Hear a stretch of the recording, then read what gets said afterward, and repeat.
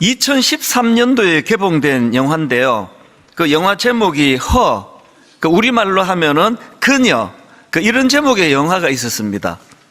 이 영화의 주인공은 그 다른 사람의 편지를 대신 써주는 그 대필 작가인데요. 자기는 남들을 위해서 온갖 사랑의 언어를, 미사여구를 동원해서 편지를 써주는 이런 일을 하는데, 정작 당사자인 본인은 지금 아내와 별거 중이고 또 이 외로움과 또 공허함 이런 것으로 많이 지쳐 있는 상태예요. 그렇게 외로운 삶을 살아가던 주인공이 그 인격형 인공지능이라고요. 이 인공지능이 이제 스스로 생각하고 스스로 판단하고 또 느낄 줄도 아는 이런 발달된 인공지능이 이제 만들어졌는데, 이 주인공이 이 인공지능과 대화를 하기 시작해요. 퇴근하면은 집에 가서 이제 기계인데요. 이게 굉장히 친절하고 상냥하게, 그리고 굉장히 따뜻한 그 여성의 목소리로 이 남자 주인공을 그렇게 마음을 어루만져 줍니다. 그래서 이 인공지능하고 대화를 하는 과정에서 이 주인공 내면에 있던 그 마음의 상처가 회복이 되어가는 이런 걸 경험을 하는데, 그 과정에서 이 남자 주인공이 인공지능에게 이 이성으로서, 여성으로서의 감정을 느끼기 시작해요. 계속 이제 여자 목소리랑 그렇게 상상하면서 대화를 하다가 보니까 거기에 이제 사랑에 빠지고 또 사랑을 고백하고, 그리고 그 인공지능도 이 남자 주인공에게 그런 감정을 느끼고 또 사랑을 고백하고, 그렇게 이제 이야기가 쭉 전개가 되는 거거든요. 그 실체도 없는 그 기계 앞에서 그렇게 사랑을 느끼고 이런 게 저는 막 굉장히 좀 그 표현하기 어려운 그런 좀 역겨움이 좀 느껴지더라고요. 제가 지금 입에 담지도 못하는 이런 이런 이제 감정들을 그 기계하고 같이 막 느끼고 이러는데, 제가 그 영화에서 섬뜩했던 게요. 우리로 치면 이제 뭐 강남역 앞이라고 할까요? 서현역 앞이라고 할까요? 굉장히 번화한 그런 거리에서 수많은 사람들이 오가는데 전부 다 이제 이 인공지능하고 대화하는 게 흑공에도 되고 각자가 지금 몰입해서 대화를 하는 그 모습이 굉장히 저를 섬뜩하게 하더라고요. 이 인격을 가진 사람과의 대화는 점점 어려워지고, 그런 그 실체도 없는 기계하고 사랑을 느끼고 또 사랑의 미래를 속삭이고 이런 것들이 참, 제가 어느 그 전문가가 이번 설날에 그 추천하는 영화를 해가지고 제가 이거를 TV로 봤는데요. 보다가 중간에 껐습니다. 별로 흥미도 안 갈 뿐더러 그 자체가, 이 구도가 굉장히 저를 좀 머리를 복잡하게 만들었기 때문이에요. 이 영화가 2013년도에 개봉이 됐으니까 딱 10년 전에 개봉이 됐는데, 이 영화의 그 극중의 배경이요, 2025년도예요. 그러니까 우리로 치면 내년입니다. 이런 가상 그 기계가 나오고 또 막 감정을 가지고 대화를 하고 사랑에 빠지고 이런 일들이 지금 우리들 삶에는 이게 점점 이제 실제가 돼가고 있는 그런 거예요. 그래서 제가 이걸 끄고 난 이후에도 굉장히 많은 그 복잡한 생각에 제가 빠지게 됐는데요. 최근에 그 정신건강의학과 교수님 강의를 제가 들었는데요. 이분이 강조하는 게 뭐냐, 오늘 우리 시대는 중독의 시대인데 그 어떤 문제냐 하니까, 과거에는 이 물질 중독이라고요, 알코올 중독, 마약 중독, 니코틴 중독, 이런 물질 중독이 이슈였대죠. 그럼 우리 같은 사람은 마약 안 하면 되잖아요. 저는 술 안 마시니까요. 그런데 지금 이 시대는 스마트폰, SNS, 그리고 인터넷 쇼핑, 이런 것에 영향을 받아 중독되어가는 현상이 일어나고 있는데, 오늘 초등학교 어린 애나 저 같은 나이에 있는 사람이나 스마트폰 없이는 못 살아요. 인터넷 없이 어떻게 사느냐고요. 그런데 지금 우리 젊은이들을 포함한 우리 청소년들이, 어린 초등학생들이 지금 이 인터넷 쇼핑 같은, 그러니까 굉장히 강렬한 자극이 노출되는 이 짧은 이런 영상, 제가 그 얘기를 들어보니까요, 이런 영상을 처음에 잠깐만 보고 자야지 하는데 밤을 샌대요. 끊을 수가 없는 거죠.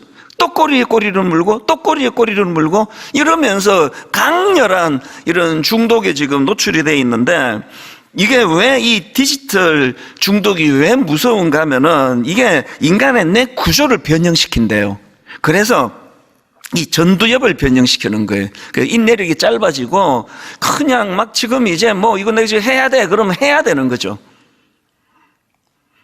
여러분 그 신조어 중에서 팝콘 브레인이라는 신조어를 들어보셨는지 모르겠는데요, 이 팝콘 브레인이 무슨 뜻인가 하면은 이 첨단 디지털 기기에 익숙한 그런 그 사람이 이 뇌가 그 현실에 무감각해지거나 무기력해지는 상태가 이게 그 팝콘 브레인인데, 왜 이름이 팝콘 브레인입니까? 여러분 그 팝콘이 팍팍팍팍 터지잖아요. 이 팝콘이 터질 때처럼 강렬한 자극에만 이 뇌가 반응한다고 팝콘 브레인이래요. 저는 이제 제가 글쎄요, 이제 나이가 점점 들어가는데 제가 정말 80대가 되고 90대가 되면 이 사회는 도대체 어떻게 되는 건가?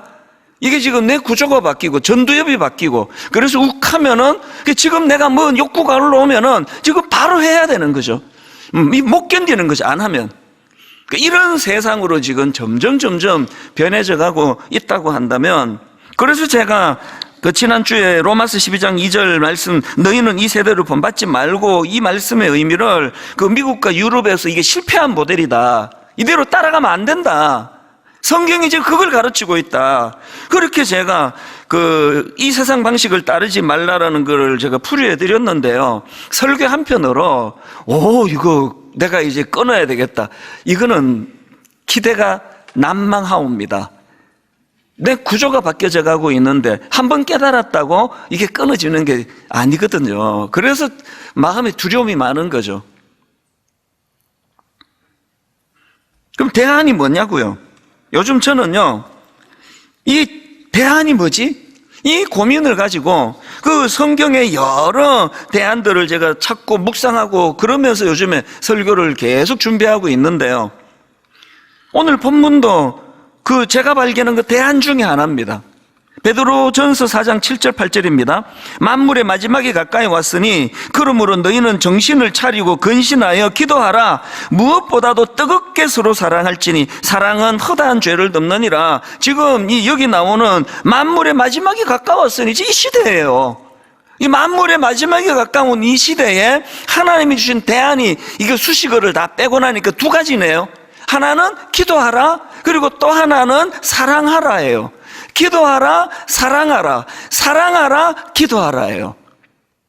그럼 오늘 이 대안을 좀 살펴보고 싶은데요, 이 마지막 때에 하나님이 제시하시는 첫 번째 대안이 기도하라예요. 베드로전서 4장 7절, 만물의 마지막이 가까이 왔으니 그러므로 너희는 정신을 차리고 근신하여 기도하라.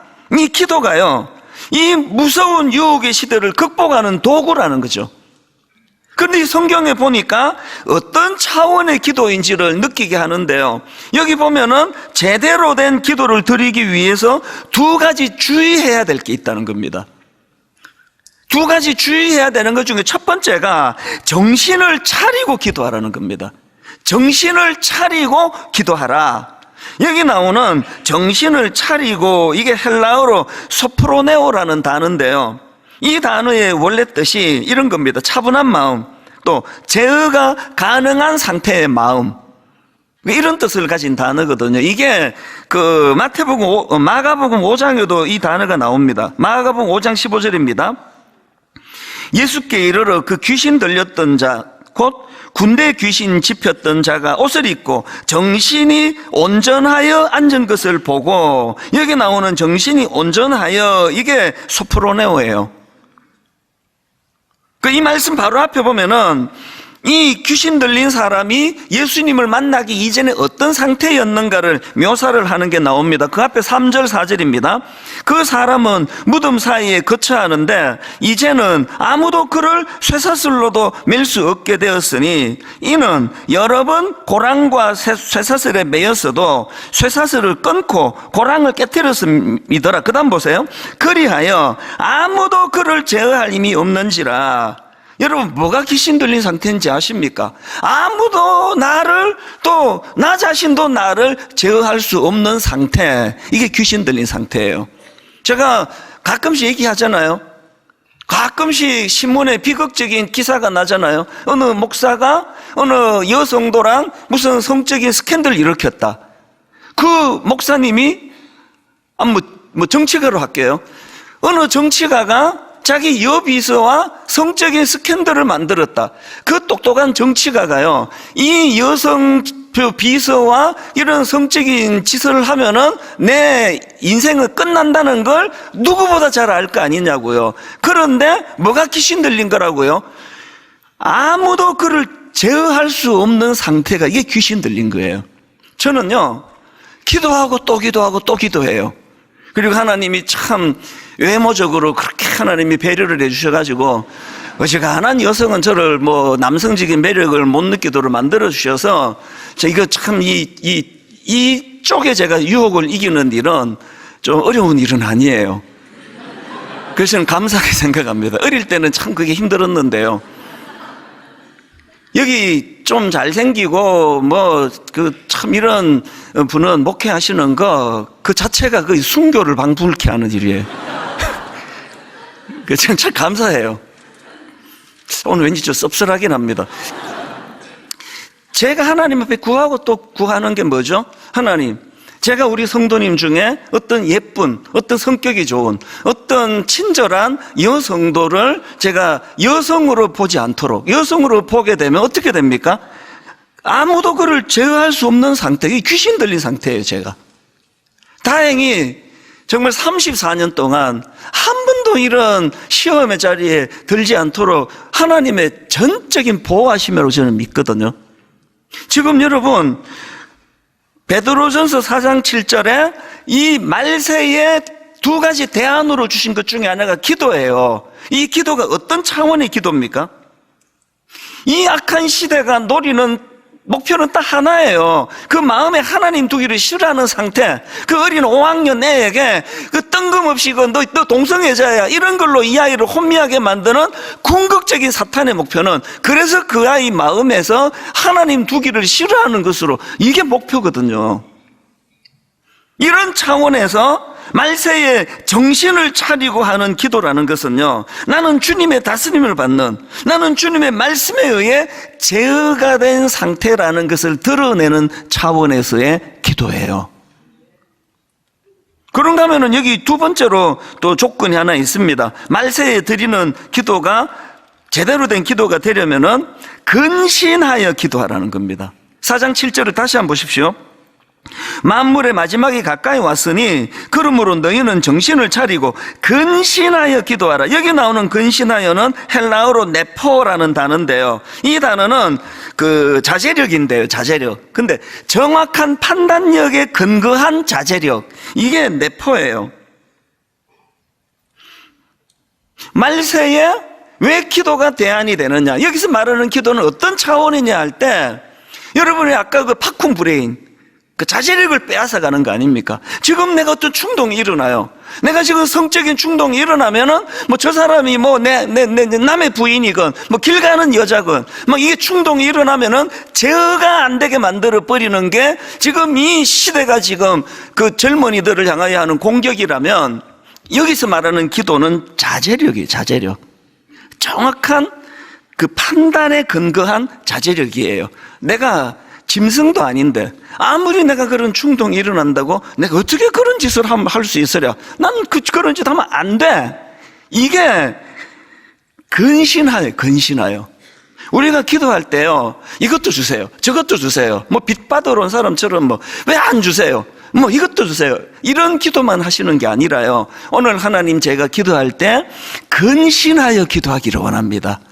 아무리 내게 지금 욕구가 올라와도 안 되는 건 안 되는 거, 이게 그 정확한 판단력을 근거로 한 자제란 말이죠.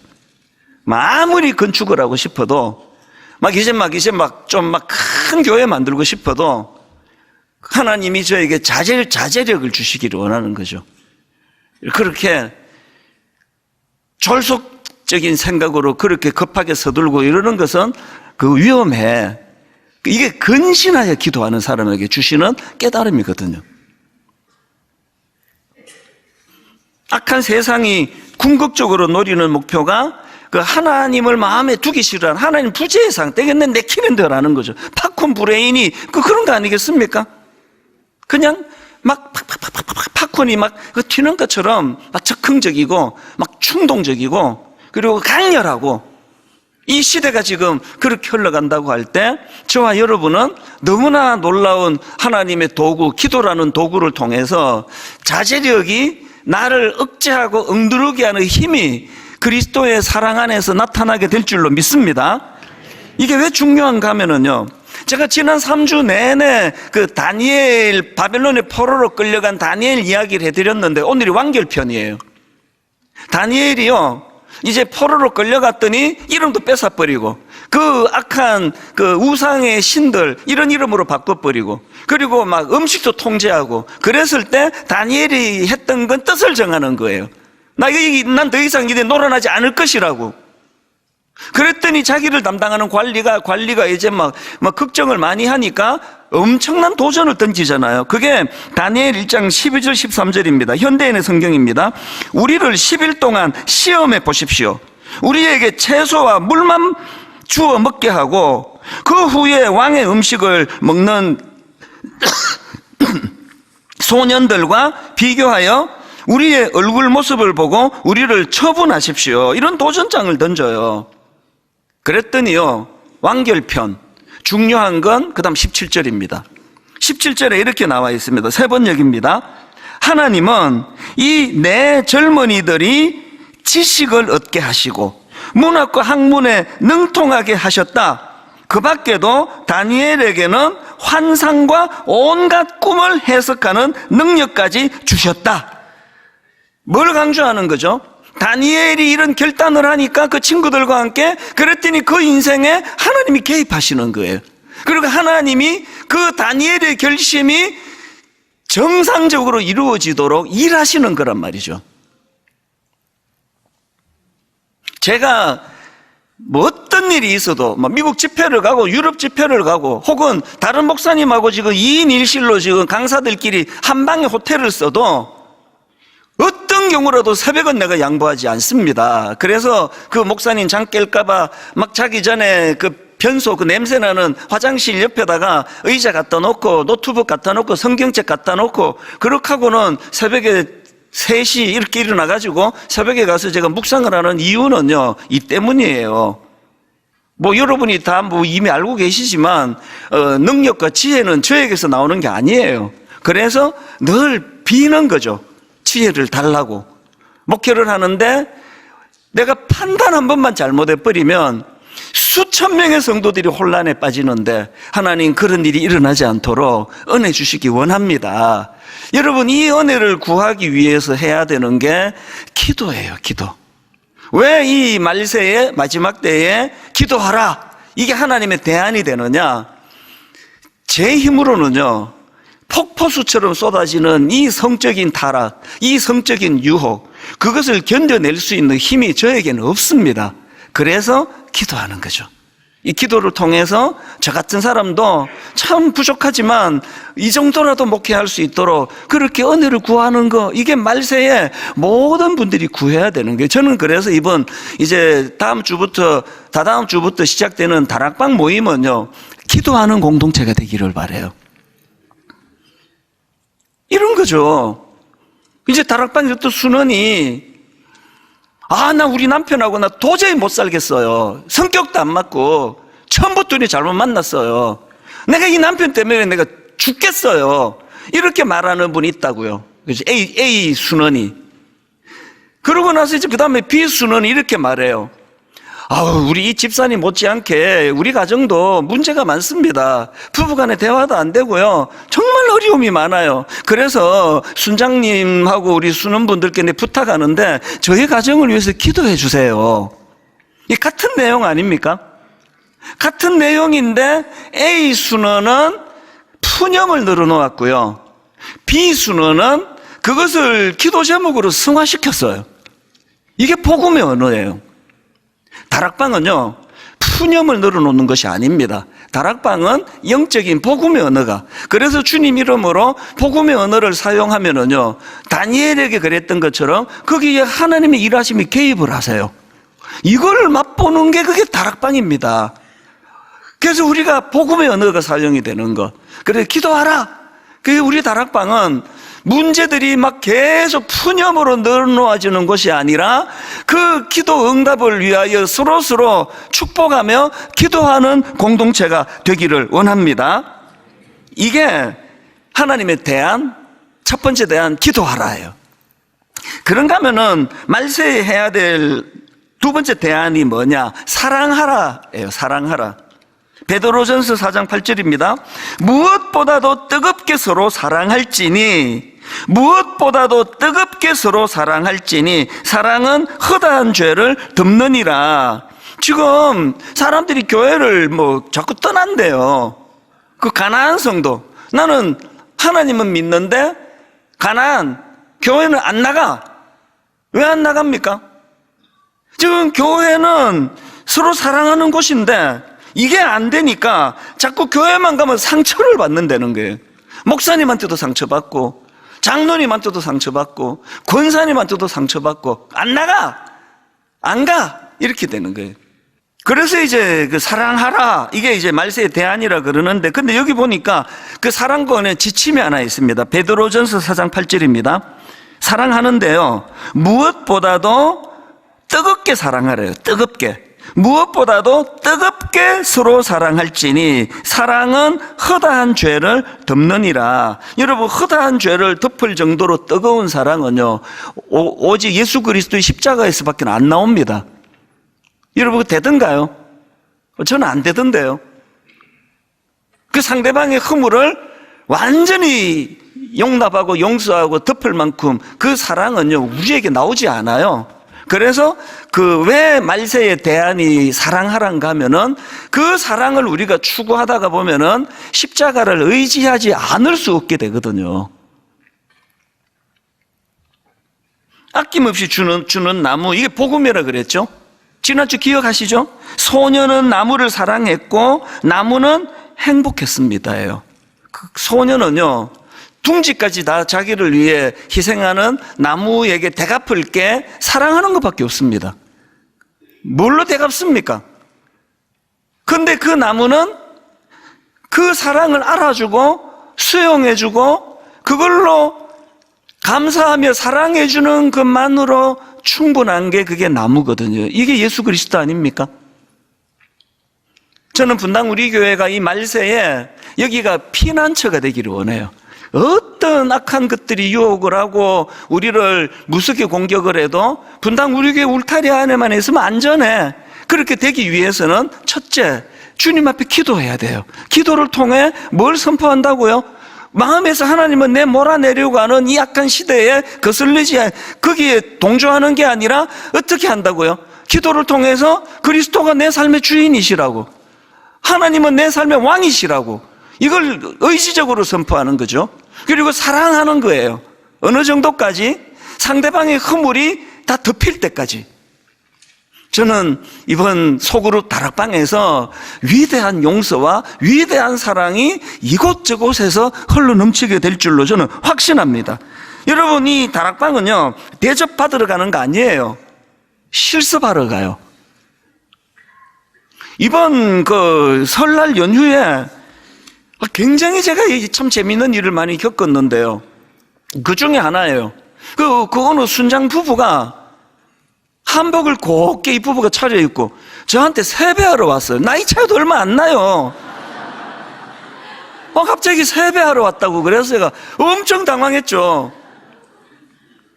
절대 그러지 말라고, 무슨 세배냐고, 그냥 놀다 가라고. 그래서 이제 그 부부하고 차를 마시고 대화하면서 시간을 보냈는데요, 굉장히 감동을 받았어요. 이분이 그 신혼부부 다락방을 순장 두 부부가 맡고 있는데요, 9쌍이에요. 그러면은 18명을 섬겨요. 정성을 다해서 그렇게 섬기는데요, 이제 이 순장님 부부가 가시고 나니까 우리 교회 직원 한 사람이 그 다락방의 순원이래요. 그제 그 직원이요, 그 부부가, 순장 부부가 딱 나가시고 나니까 하는 말이, 와, 정말 지극정성으로 순원들을 섬긴대요. 이건 뭐 과하다 할 정도로.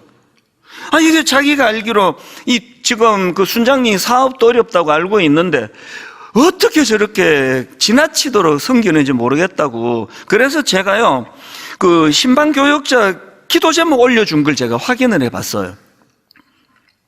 깜짝 놀랐죠. 이런 기도 제목을 교역자가 올렸더라고요. 작년 1월입니다. 현재 사업장도 어려운 상황이심, 수입이 있으나 나가는 금액이 많아서 감당하기 쉽지 않으심. 이게 작년 1월에 쓴 기도 제목이에요. 그리고 올 1월에 쓴 것도 큰 차이가 없습니다. 매월 빚을 갚아 나가며 사업이 진행되기에 꾸준히 매출이 이어지고 올해는 모든 빚이 청산되기를 기도합니다. 뭡니까 지금?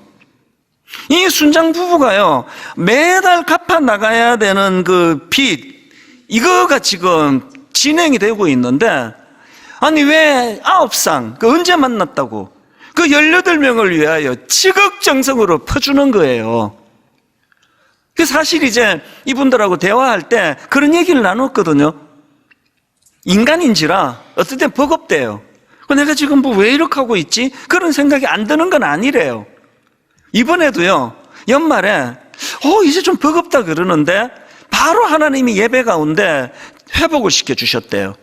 그래서 제가 이제 우리 순원분들께 제가 부탁합니다. 이제 새 학기부터는요, 그 순장이 리어카를 막 땀을 흘리며 끌고 나머지 모든 순원들이 리어카에 타고 가는 이 구도가 아니라 이제는 모든 순원들이 리어카에서 내려서 같이 끌고 가기를 바라요. 이 순장님 부부에게 너무 과도한 짐을 지우는 건 옳지 않아요. 같이 짐을 같이 끌고 가기를 원합니다. 그리고 그 리어카에 누가 타야 되느냐? 새 가족이 타야 돼요. 교회를 경험해보지 못한 초신자들이 이 리어카에 올라타서 회복이 되면 그분도 내리고 또 새 가족이 올라타고, 이게 다락방입니다. 결론을 제가 이렇게 맺기를 원합니다. 아까 그 사진에 이쪽 그 왼편에 보면은요, 제 그 책장 위에 액자 하나를 제가 붙여놓은 거 여러분 다 아는 이야기예요. 이렇게 제가 액자를 넣어놨습니다. 덜 논리적이면서 더 사랑하라. 이걸 제가 액자에다 넣고 들어가면서 보고 나가면서 보고 그러거든요. 왜 그럴까요? 저는 논리적인 사람이에요. 사람을 만나면 몇 마디 해보면 이게 이런 사람이네, 이게 참 약점이 많네. 저는 판단을 잘하는 사람이에요. 그래서 제 약점을 알기 때문에 맨날 외쳐요. 덜 논리적이면서 더 사랑하라. 왜 이걸 애써야 될까요? 주님이 논리적이셨으면 저나 여러분은 구원을 못 받았을 거예요. 덜 논리적이면서 더 사랑하는 게 그게 십자가거든요. 말세, 어마어마한 지금 유혹과 공격이 감당하기 어려운 폭포수처럼 퍼부어지는 이 시대에 우리 자녀들을 보호하기 위하여, 우리 가정을 지키기 위하여 하나님의 두 가지예요. 하나는 기도예요. 기도.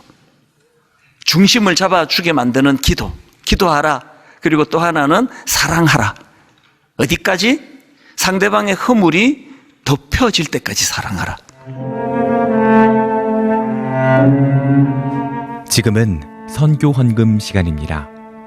이 예배를 통해 삶 가운데 은혜와 회복이 충만하시길 간절히 기도합니다.